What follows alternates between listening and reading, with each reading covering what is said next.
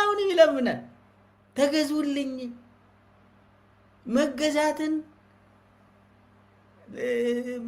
ልመዱ፣ መታዘዝን ልመዱ እያለ ኦሮሞ ህዝብን ትምህርት ቤት አስገብቶ ለማስተማር ይሞክራል። እና በጣም ያሳዝናል። ተስፋ የቆረጠ ሰው በየቀኑ መጥቶ ለምንድን ነው የማትታዘዙልኝ ብሎ ኦሮሞ ህዝብ መታዘዝን መልመድ አለበታል። ለማ ለአብይ አህመድ የለም። ከዚህም በፊት ማለት 8 ዓመት ውስጥ ላንተ ካልታዘዙ 9ኛ ዓመት ላይ ላንተ አይታዘዙም፣ ያባራሉ። አብይን ያባራሉ እንጂ ከዚህ በኋላ 8 ዓመት የተገደለ ህዝብ፣ 8 ዓመት የተጨፈጨፈ ህዝብ፣ 8 ዓመት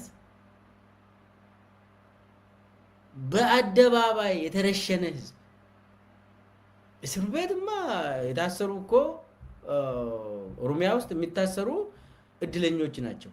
ለምን ህጉ እንደዛ አይለው? ህጉ ረሽኑ ነው፣ መረሸን ነው በአደባባይ ላይ። ገና አሁን 9ኛ ዓመቱ ላይ ለኔ መታዘዝ ልመዱ ብሎ ለመነ። አንድ በሉልኝ።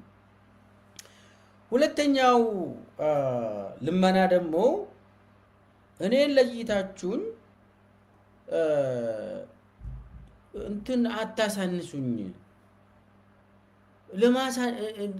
በተለይ ደግሞ የኦሮሞ ፖለቲከኞች እኔን ስታሳንሱ ኦሮሞ ህዝብን ነው የምታሳንሰው አለ። አሁን አብይ ኦሮሞ ህዝብ ተወካይ ሆኖ ኦሮሞ ውስጥ ሆኖ ለኛ ይነገራል ማለት ነው። ይህ ጨፍጫፊ ፋሽስት የሆነ ሰውዬ እኔን አታሳንሱኝ፣ ቅስሜን መስበር አቁሟል፣ አታሳንሱኛል።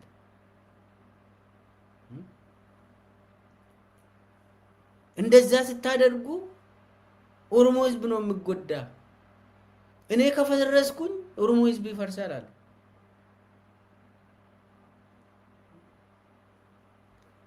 እኔን ስትመቱ ኦሮሞን ነው የምትመቱ አለ።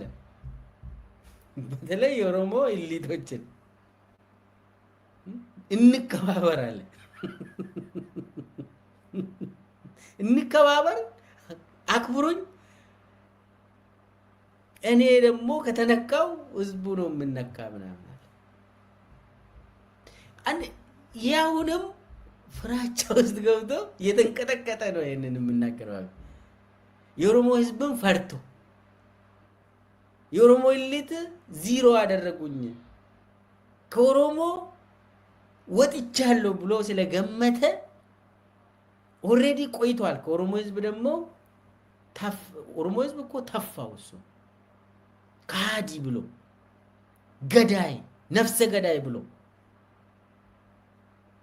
ከአጫሉ ሁንዴሳ እስከ በርቴ ኡርጌሳ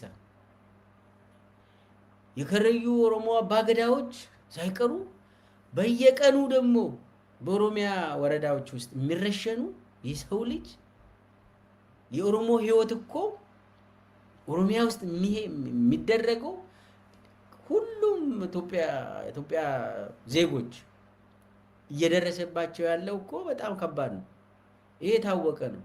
ስለዚህ አሁን ምንድነው ያለ ህዝቡ ተፋኝ፣ ይሄ ደግሞ ኢሊቱ ያዘኝ፣ ወጥሮ ያዘኝ ብሎ የኦሮሞ ኢሊት አታሳንሱኝ፣ በቃ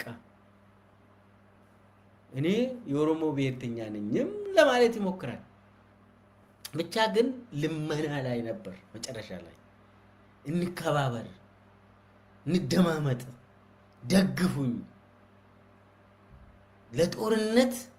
ጦርነቴን ደግፉ፣ ህይወታችሁን ገብሩልኛል። የለም፣ ዚሮ።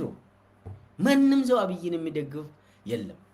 የአብይ ተላላኪዎች አሉ። እነሱ ትናንትም ይደግፋሉ፣ ዛሬም ይደግፋሉ፣ ግን ዋጋ የላቸው። ሶስተኛው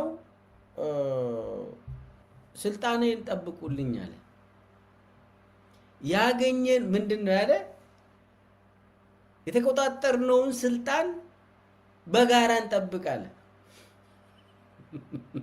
የኦሮሞ ህዝብ ስልጣን አላገኘም። አብይ ስልጣን በመያዙ ኦሮሞ ህዝብ ተጨፈጨፈ። ኦሮሞ ህዝብ አይቶ ማቀውን አየ። ስለዚህ ኦሮሞ ስልጣን አላዘም።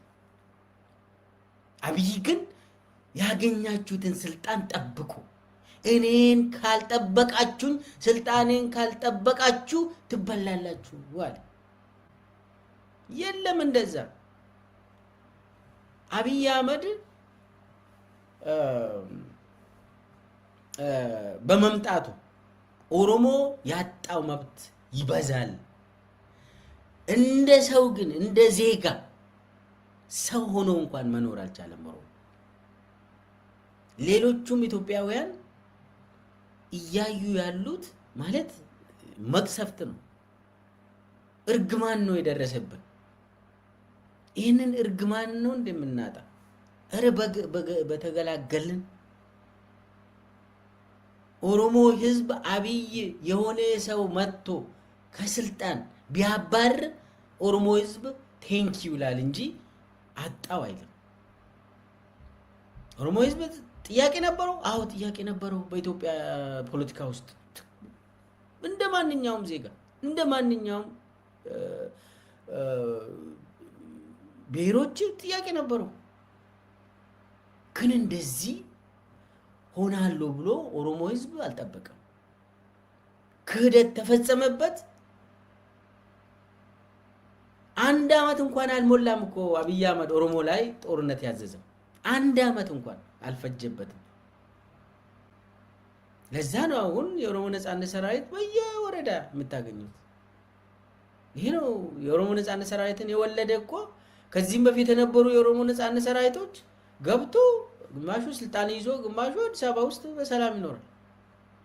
እነኚህ ወጣቶች አብይ ነው ገፍቶ ጫካ ያስወጣ። አሁን ደግሞ አብይ መጥቶ 7 አመት ሙሉ ኦሮሚያን በውጊያ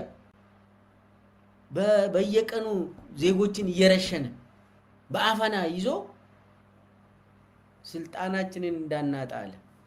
ማን ነው የሚወስድብ? ሚስተር አብይ እንዴት ምን ነው ፈራ? እነማን ሊመጡ ነው? ሶስቱ ሸኔዎች ደግሞ የትግራይ ሸኔ አለ። ፈርቶ እኮ ነው። ፋኖም በስሙ አይጠራም፣ ይፈራል። የትግራይ ኃይሎችን በስሙ አይጠራም፣ የትግራይ ሸኔ አለ። የኦሮሚያን ኦሮሞ ነጻነት ሰራዊትን በስሙ አይጠራም፣ ኦላ አይልም፣ ሸኔ ይላል ፈርቶ። አሁን ሶስቱ ሸኔዎች ሊመጡብህ ነው። ፈራ። ስልጣናችሁን፣ ንብረታችሁን፣ ሀብታችሁን ጠብቋል። ያሳዝናል። ብቻ እኔ ይሄ እንዲህ አይነት ስልጣን ሰውን የመጨፍጨፍ በሰራዊት የኦሮሞ ህዝብን መጨፍጨፍ ይሄ አይደለም የኦሮሞ ህዝብ ጥያቄ። ይሄ አይደለም የኦሮሞ ህዝብ ሀብትም የኦሮሞ ህዝብ ስልጣንም ይሄ አይደለም። የኦሮሞ ህዝብ ስልጣን አንደኛ ሰላም ነው የሚፈልገው። ኦሮሞ ህዝብ ዲሞክራሲን ነው የሚፈልገው። ህዝቡ ራሱን በራሱ ማስተዳደር ምንም ነገር የለውም። እዚህ ውስጥ ሰላም የለውም፣ ፍትህ የለውም። ይዘረፋል፣ ይፈናቀላል፣ ይገደላል፣ ሀብቱ ይቃጠላል፣ ከነቤቱ ያቃጥላል። አብይን ካጣ እነኚህ ጭቆና አይነቶችን ያጣል ማለት ነው። በጣም ነፃ ይወጣል ማለት ነው። ስለዚህ አብይ ከኦሮሞ ጫንቃ ገለል ካለ የኦሮሞ ህዝብ ወደሚፈልገው ስርዓት ይሄዳል ማለት ነው። ከሁሉም ኢትዮጵያውያን ጋር ተስማምተው ሰላሙን ያረጋግጣል። ይሄ አብይ የሚባለው አጭበርባሪ እኔ ከሄድኩ ያልቅላችኋል። አለቀ እኮ ኦሮሞ እኮ አሁን ምን ቀረ? አሁን